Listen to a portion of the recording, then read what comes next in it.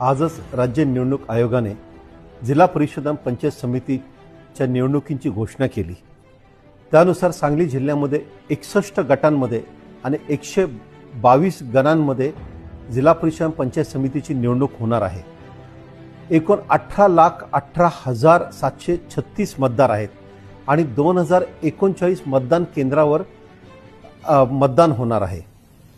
या सर्व मतदान केंद्रांवर जे मतदान होणार आहे ते अत्यंत निर्भय पद्धतीने व्हावं, भयमुक्त व्हावं, यासाठी आचारसंहितेची अंमलबजावणी जिल्हा परिषदेच्या कार्यक्षेत्रामध्ये आता आजपासून सुरू झालेली आहे। निवडणुकीचं जर का आपण वेळापत्रक पाहिलं तर साधारणतः 16 जानेवारीपासून नामनिर्देशन पत्राला सुरुवात करण्यात येईल।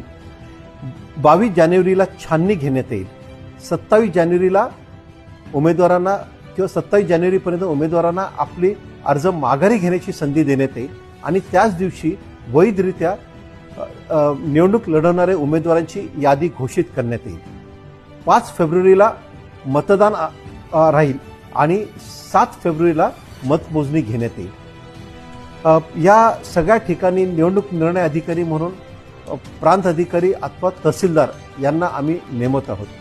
मी या निमित्ताने सांगलीच्या सर्व लोकांना असं आवाहन करतो की या कालावधीत त्यांनी आपल्या आदर्श आचारसंहितेचं तंतोतंत पालन करावे आणि निवडणूक अतिशय शांततेच्या वातावरणात पार पडण्यासाठी प्रशासनास पूर्णपणे सहकार्य करावे।